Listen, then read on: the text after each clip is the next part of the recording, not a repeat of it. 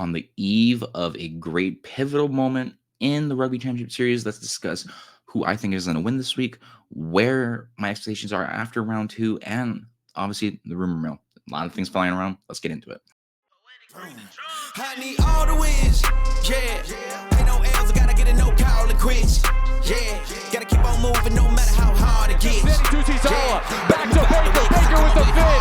Kurt Baker in for DC, and this may well do it old glory with the try. The New Zealand Sevens legend, Kurt Baker with the cherry on top. Can you believe it? Hello, everyone. Welcome back to the On the Line Rugby Podcast, a show brought to you by the Believe Sports Network. I'm your host, Mike Nagaishi, and welcome back. As I said in the cold open, I think this is the most pivotal moment, as many have said, for the Rugby Championship. Now, obviously, everyone's going to cite the Bok and the All Blacks fighting for first. Obviously, there's going to be an interesting battle from start to finish. I truly hope that the Bok will at least win the series, but I am, cynical, objective mind would probably tell me that they're going to split the series, obviously, depending on where they play. Eden Park, as we all know, is a fortress. We've all seen it last week. We'll talk about that in a little bit. But I think the most interesting battle to me is the battle for third place.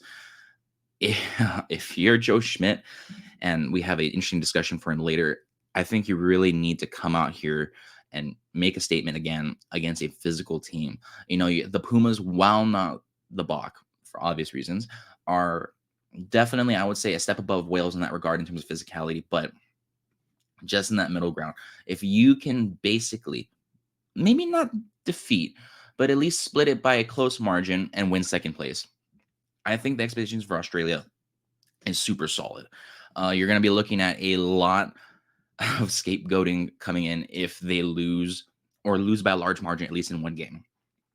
So I really think they're going to go balls to the wall and just try to shove everything they can into this series, and hopefully it'll stick, because this is, I think, the most pivotal moment before they head up north. They need to make a statement now, and this is where they go. As for the Pumas, you're looking at a very disgruntled team after coming into Eden Park, hoping for another physical beatdown, and unfortunately they didn't get it. We'll talk about that again in a little bit, but you're going to have to really show that you're here to play. You're still, in my opinion, probably in the top 15 in the world, and you could basically put them in the top 10, and really push it for Joe Schmidt to basically, in Australia, hopefully in Queensland and Allianz Stadium, just to go out there again. Just, like I said, make a statement. As for the Bok, I would expect a split series. I want them to be in the expectation line of at least down by 5 to 7. If they go by any more, I think it'd be stupid. If they go out of their own way to make their lives miserable, as they've done with this week, it will not be an easy ride. I think they're going to have to load up their entire starting lineup, really revitalize the training. I think they're going to have to dig deep into a lot of their former All Black coaching staff onto the attacking game plan for this game. As we've seen with the All Blacks, they just had a coaching change. We'll talk about that in a little bit. As for philosophy, that may change. I really don't think that a lot of the things was this coach's fault, but as we all know, business is business. So it'll be interesting to see what kind of information they can glean out of this game planning process. The film's already out. I really don't think the All Blacks have a decent shot of blowing them out. It just depends on what Bok team rolls up on the pitch. Obviously, they still have the power. That's not to be underestimated, but you're still going to be looking at a team that either is experienced in some places or overall needs work. I think they're going to have to blood a lot of the boys off the bench, hopefully by early exits. I think that the All Blacks are just going to throw everything at them, again, just like the Pumas, and try their hardest to show that Razor belongs. It's just been a rough, in my opinion, a rough ride for him, despite, winning decidedly against Fiji, winning decidedly semi against an English team that arguably fumbled the bag in multiple points in the game, and just the whole way. Now, I think, and we'll talk about this more in a little bit again, but I think expectations are way too high on Razor, and I think he's feeling the pressure.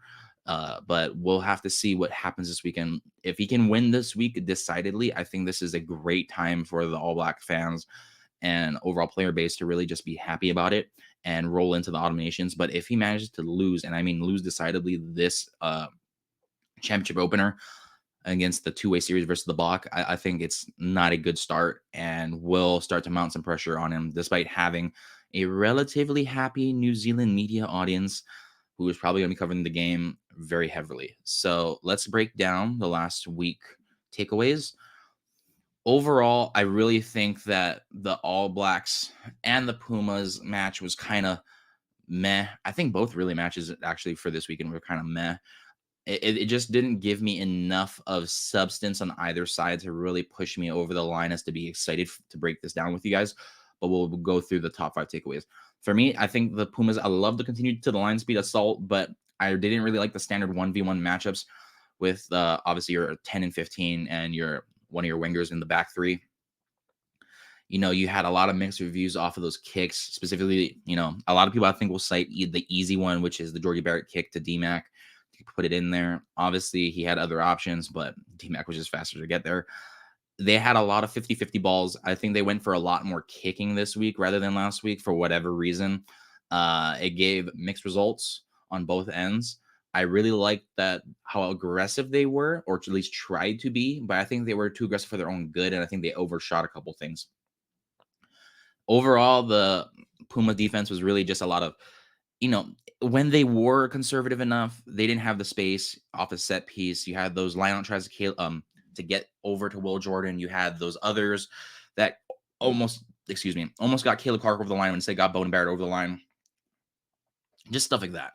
When they got too aggressive, or at least with width, they ended up going for shooting, and that didn't end up going well for them. I really thought that they should have went with a different game plan, something that went with more of the English game style that they went for last week. I thought that worked very well for them. I don't know why they shied away from that going into Eden Park. For whatever reason, it did not work. They just weren't aggressive enough in the right places. They were aggressive enough in space with no help, but they weren't aggressive enough at the breakdown, because when they were, it worked. I really liked that when they were able to do it, they matched the results, and it really showed. But the other times they were very non-competitive for whatever reason. They really tried to stay out. Perhaps they try to get away from those penalties that they had last week that got them to that point where they would have to, basically battle for the finish. Maybe they wanted to go for a more decisive play. I don't know. But when it did, it really worked, and it helped slow the attack. Unfortunately, when it didn't, obviously the opposite happened, and the All Blacks were able to just basically peel them apart with easy, quick ball, really good scheme, and obviously some of the best athletes out there. For the first score, I'd really like to see that the All Blacks were able, at least in the Jordy Barrett score, to be able to kind of deceive them and give them a different picture than what they were expecting.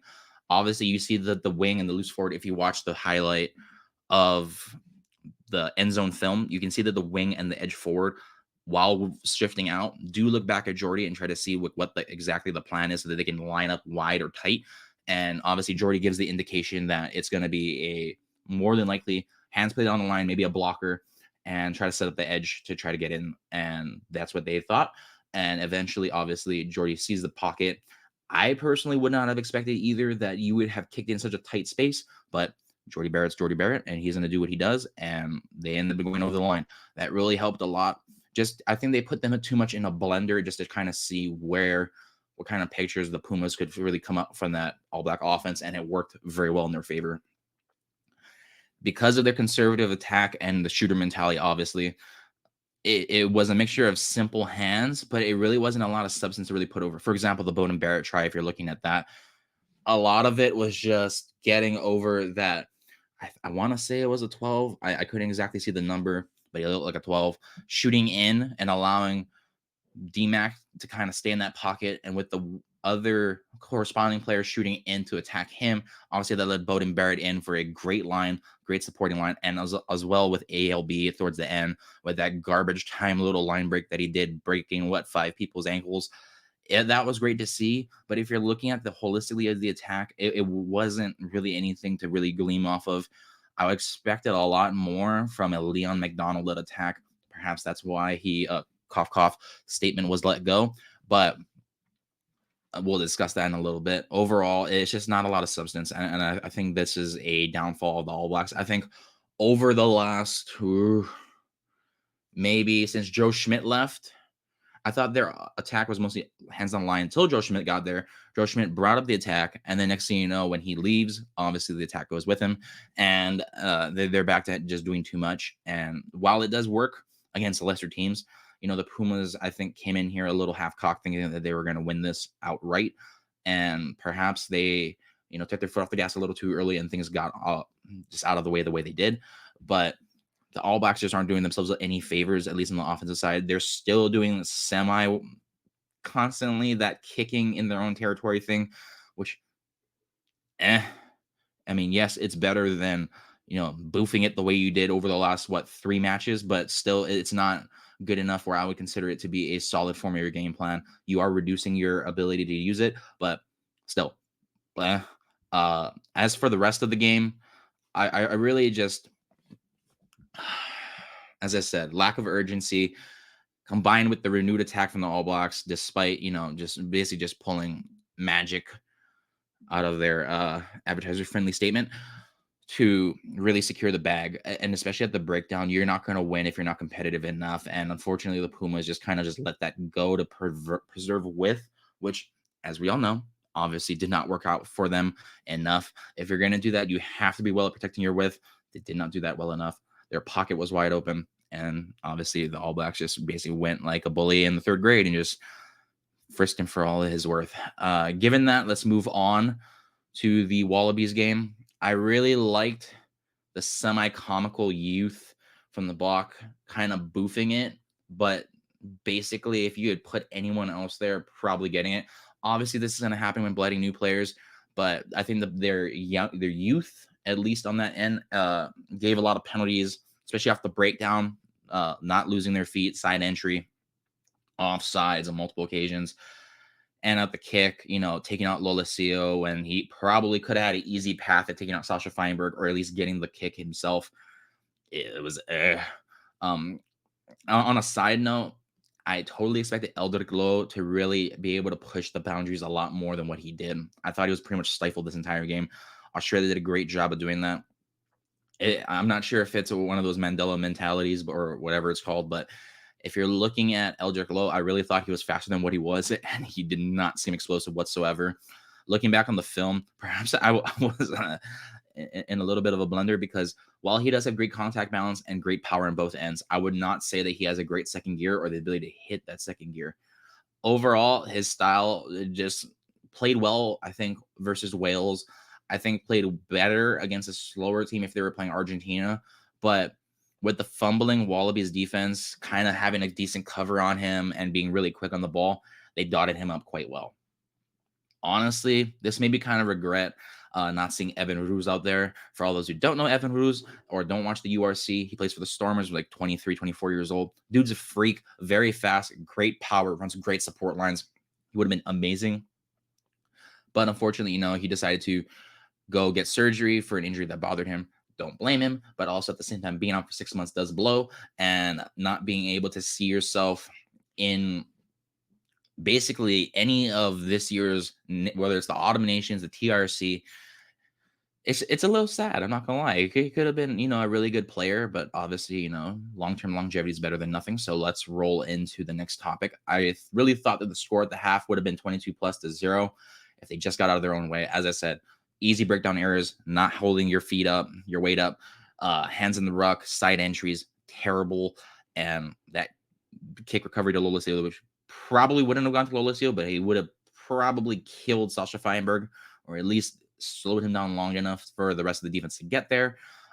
Moving in is just a bad look. You gave yourself opportunities for Lolesio to slot kicks. And while that last one, or one of the last ones, was pretty questionable, getting in with, I want to say, a meter to spare, less than a meter to spare, he's not the greatest kicker, but he's still better than what he was when he was missing like 7 or 8 a game. So you should never give anyone opportunities like that, no matter where you are, especially in what I consider your green zone or your own middle of the field to the red zone, which is your 22 and back. At least that's how I coach it. Looking at it overall, it really could have been there. I thought Cheslin Colby played exceptional. Curtly Arndt still great on defense, but just very sloppy on both ends of the ball. Obviously, they're held up by the Bach power, but again, just like the All Blacks, you are held up by your talents and your ability to get the ball in the end zone. With the All Blacks, you have your running talents and your ability to play off the boot and just play off script footy. With the Bach, you have your ability to just bowl people over and just make it in. And I think if you're looking at it, nothing fancy, just basic wrap up play. And overall, as Rassi said, they really have to level up big time to face the All Blacks. I think that while the promos that have been cut are definitely accurate in this regard, if you're looking at it, the real battles for third place, they are gonna face probably the best team. It's gonna be their basically rematch since the World Cup, I think. So if you're looking at it, great way to get revenge. Both teams are going to come in with a good mentality to play. I hope they roll up their sleeves and get into something interesting because it's going to be a great matchup this weekend for both matches, really. Hope to see it play out the way I hope. But overall, let's move on into the rumor mill and semi-factual mill. Let's start off with a personal discussion that I've had with members of New Zealand media. A lot of people are thinking that this could be, I'm not gonna lie, just a little bit of, I wouldn't say jealousy, but bitterness that Joe Schmidt left. I really thought that he could have stayed on the All Blacks and provided a good measure of support, or if not, been a coach in the Supers for New Zealand and probably have thrived there. Hell, maybe he could have threw him in as an offensive coordinator for the Chiefs. I don't know. I have hope, but don't know. Overall, the big thing with them is that they feel that, and I kind of agree with them, Joe Schmidt is probably going to get fed up and will resign before being a scapegoat in the Lions series next year. I personally wouldn't be surprised if this happens, given the dysfunction of Rugby Australia and also I'm not going to sugarcoat it, very low chance of winning at least any game of the Lions series. I'm kind of glad I didn't buy tickets. I think it's going to be a sweep now, given the coaching outlook. If it's not going to be consistently what I saw in the Wales matchup, it's not going to be a good time. And I wouldn't be surprised if I'm not going to say everything will go down the way Quade Cooper said it, but if it starts the ball rolling in that direction. And given the relatively terrible, I guess treatment would be the right word, to Eddie Jones, given that, despite the strategy of playing the long term rather than the short term wins, I think what Australian fans want, at least in the union department, is that short term wins. They're one of the most hostile fan bases in rugby when it comes to media. And, it's going to eat at a guy who already said that he'd never wanted to be a head coach again, given his current familial situation, which we've already discussed in prior episodes. You can watch my announcement video when he got announced. I'm just kind of really surprised that he even took this job to begin with, but it's definitely going to eat at a guy who's already had one foot out of the door for a very long time. And given the stakes, in my opinion, given to Razor, which we'll talk about next, the same could be said for Schmidt. Obviously, if you're looking at, he wasn't considered the holy roller that Razor was for the All Blacks, but he's pretty damn close to what people thought when Eddie Jones came in. In fact, you could argue some would say better than Eddie Jones coming in terms of expectations. That's also not counting the Lions series, which is basically the linchpin of the future of Rugby Australia, in my personal opinion. I still have faith in him to really do it, but I think it'll be a long road, and Australia will have to be just patient with him. He's going to have to blood a lot of people, and he's going to have to really switch up the culture, which obviously takes, in my opinion, 2 to 3 years. But a lot of places, especially Rugby Australia, that's currently hemorrhaging cash on a clip that I've never seen before, will have definite problems really trying to push themselves over the line with this, to really hope that their return on investment for Joe Schmidt will be justified enough. Because if they lose the Lions series the way I think they will, it'll be considered a national embarrassment to them, especially with them hosting.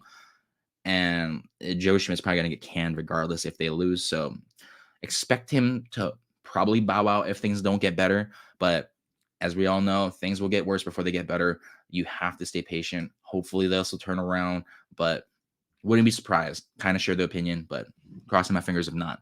Overall, another discussion that I really liked was recently, I had a talk with one of my homies down there who would basically, we have differing opinions on the idiotic decision to cut Leon McDonald from the All Blacks coaching staff. For all those who don't really know who Leon McDonald is and just don't watch Supers, I would say he's probably Razor's best friend on the coaching staff next to Jason Ryan and Scott Hansen. Those four really built the Crusaders into what they are today. Overall, Leon McDonald was the linchpin of that offensive attack. Everyone knows him from his Supers and All Black days, but his ability as a coach to really bring out the best out of their attack is amazing.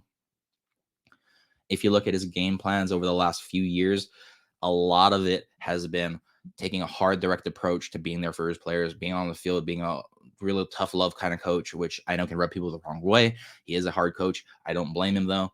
But if you're looking at the Blues attack, he prefers to run wide set piece plays, throw the tight five ends, depth supporters, and space eaters, which I really liked. Just they couldn't finish the games for either taking their foot off the gas or whatnot. But the 10 and 13 being the main linchpins of the attack. Rico Ioane really developed at the 13 position because of Leon McDonald. If you look at David Havili, developed because of Leon McDonald.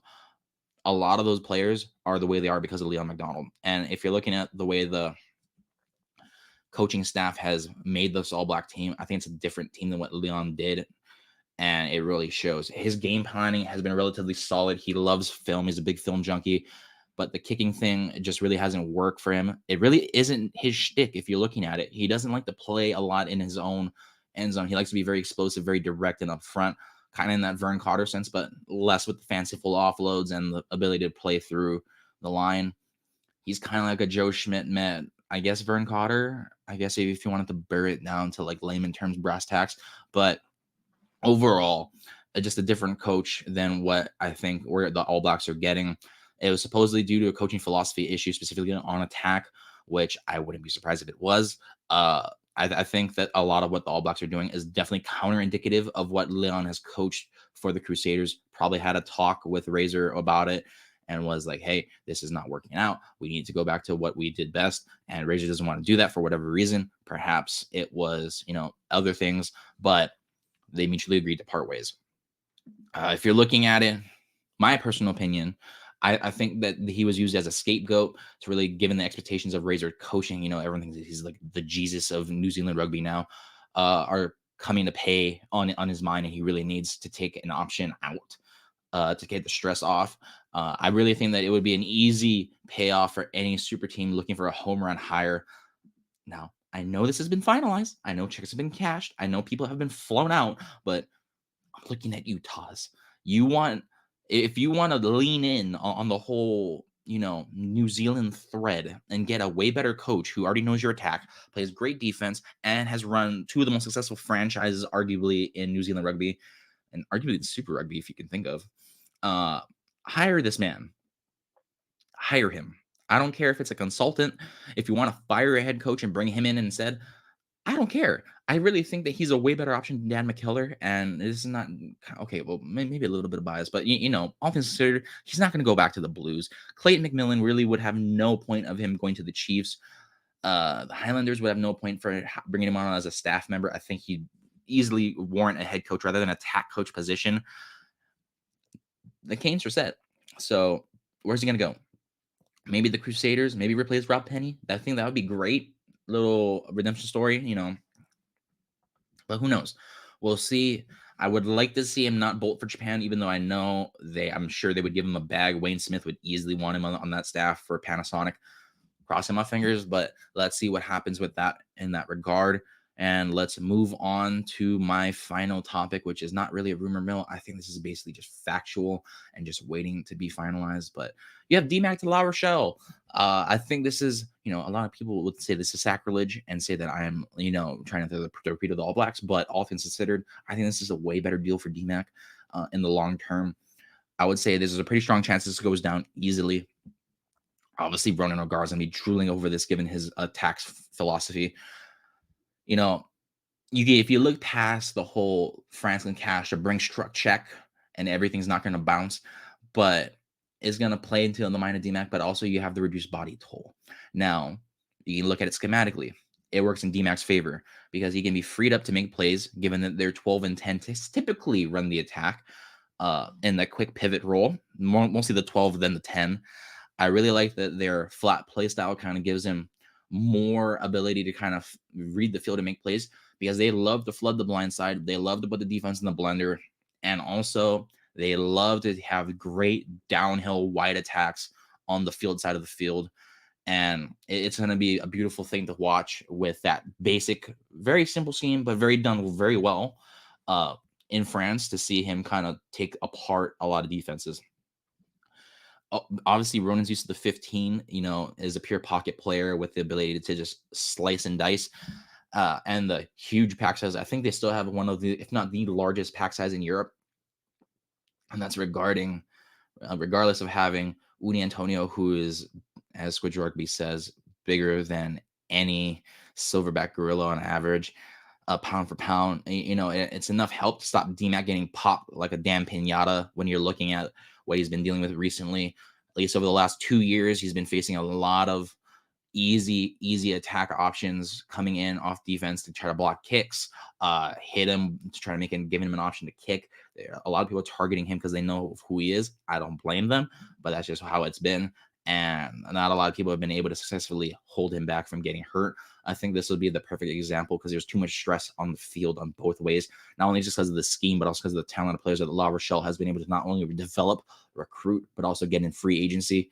Just to be able to play the way they do, it's going to be amazing. They're going to be able to bring up the Brinks truck for him, and having him be with Dylan Lades and friends, I think it'll be great. A little Stormer Chief reunion for all those who used to watch Super Rugby back in the day on ESPN Plus. Y'all know what y'all know. And, for all those that don't know, La Rochelle and Ronan Nagara have basically pioneered the scheme that most of France used offensively. And obviously, that's led to a lot of success stories. Look at Roman Untermack, who is basically thriving in that scheme in Toulon. Great example. Also, I wouldn't be surprised if this gets done before the end of the Rugby Championship or the beginning of the Autumn Nations. Would not be surprised. It would be a big loss for the Chiefs. I think they would have to find a new 10. You got you lost Josh Ioane. You got Caleb Trask, the other kid Josh Jacob. You really don't have a lot of quality options. I mean, you could go back to what you did in the early Warren Gatlin era, where you were basically struggling with game managers, which is basically what Trask is. Jacob is kind of there, but I think he needs a little bit more time to cook, given that he's done relatively solid in the provincials and the NPC. I loved watching him in that, but I think it's yet to be seen on the super level what he can do truly when the keys are given to him offensively. I think that team still rides on DMAC until he leaves. That's when the real trouble for the Chiefs is going to play in, and we're going to have to see that in the next few months. Would not be surprised when he leaves, though. So put that on your bingo book. I did not expect that to happen, but hey, cannot blame him. Go get your money. Go make yourself a long-term career. But that's going to be it for me this week, guys. Expect to watch a lot of the games this weekend. So hope to see you next time. Peace.